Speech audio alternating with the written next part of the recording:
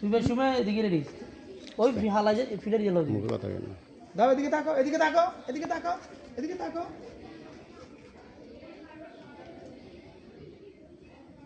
দাঁড়াও দাঁড়া থুনা থুনা থুই শুধু দোষ সারবে দাঁড়া দাঁড়াও সরবে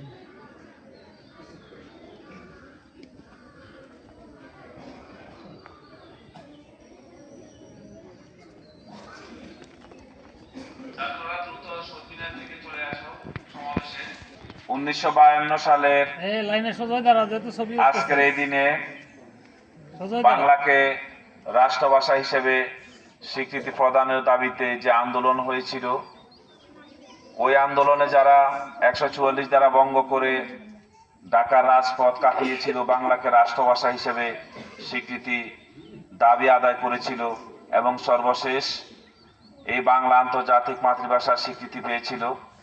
এটি বাঙালি জাতির ইতিহাসে একটি স্মরণীয় দিন। আজকের এই দিনের গুরুত্ব এবং তাৎপর্য সম্পর্কে সংক্ষেপে আলোচনা করার জন্য সুনির্বন্ধ আহ্বান জানাচ্ছি আমাদের বড়িয়া সরকারি প্রাথমিক বিদ্যালয়ের অনারেবল প্রধান শিক্ষিকাকে।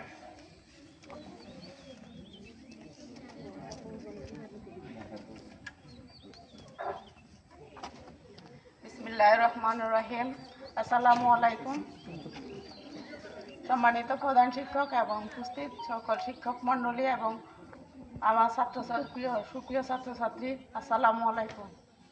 আজকে মহান 21শে ফেব্রুয়ারি, এই দিনে আমরা শহীদদের স্মরণে একত্রিত হয়েছি। এরই ধারাবাহিকতা 1952 সালে 21শে ফেব্রুয়ারিতে ঢাকার রাজপথে ছাত্র জনতা বাংলাকে রাষ্ট্রভাষা করার দাবিতে রাজপথে নেমে আসেন এবং সালাম জব্বর রফিক সহ আরও অনেকেই ওই দিন রক্তাক্ত হন, ঢাকার রাজপথ রক্তাক্ত করে। আমাদের দেশটাকে আমরা মাতৃভাষাকে সম্মান করব, মাতৃভাষাকে অন্য ভাষার আলিঙ্গনে অবহেলা করব না, এ বলে আমি আমার বক্তব্য শেষ করলাম। আসসালামু আলাইকুম।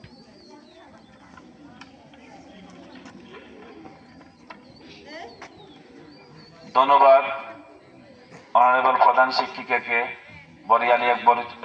বড়িয়া সরকারি প্রাথমিক বিদ্যালয়। তিনি সংক্ষেপে বাংলা ভাষার যে আন্দোলন হয়েছিল, এই আন্দোলনের শুরু থেকে শেষ পর্যন্ত বর্ণনা করার জন্য। এখন আপনাদের সামনে সংক্ষেপে আজকের এই শহীদ দিবসের গুরুত্ব এবং তাৎপর্য সম্পর্কে বলার জন্য সুনির্বন্ধ আহ্বান জানাচ্ছি বড়িয়া আলী আকবর উচ্চ বিদ্যালয়ের সম্মানিত প্রধান শিক্ষক জনাব আহসানুল্লাহ সাহেবকে।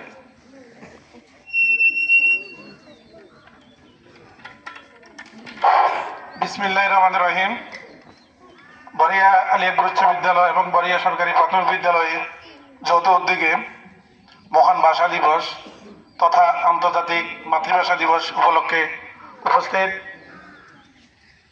সম্মানিত প্রাথমিক বিদ্যালয় এবং উচ্চ বিদ্যালয়ের শিক্ষকবৃন্দ, প্রিয় ছাত্রছাত্রীবৃন্দ, আসলে এই দিবস সম্পর্কে আমরা প্রতি বছর 21শে ফেব্রুয়ারি আসলে প্রভাত ফেরি, আলোচনা সভা, র্যালি বা বিভিন্ন অনুষ্ঠান করি। এদিন যে 1952 সালে আমাদের এবং তোমাদের অনেকের জন্ম হয় নাই, কিন্তু আমরা ইতিহাস থেকে জানি, ইতিহাস থেকে শিক্ষা নিই। 1952 সালে তৎকালীন পাকিস্তানি শাসক গোষ্ঠী চেয়েছিল বাংলাদেশে উর্দু ভাষাকে প্রতিষ্ঠিত করার জন্য। তৎকালীন বাংলার দামাল ছিলেন ঢাকার রাজপথে শহীদ সালাম জব্বার রফিক, আরো নাম না জানা অসংখ্য ছাত্র এই আন্দোলনে ঝাঁপিয়ে পড়েছিল। অবশেষে পাকিস্তানি শাসক গোষ্ঠী বাংলার তরুণ দামালদের আন্দোলনের মুখে পিছু হটতে বাধ্য হয়।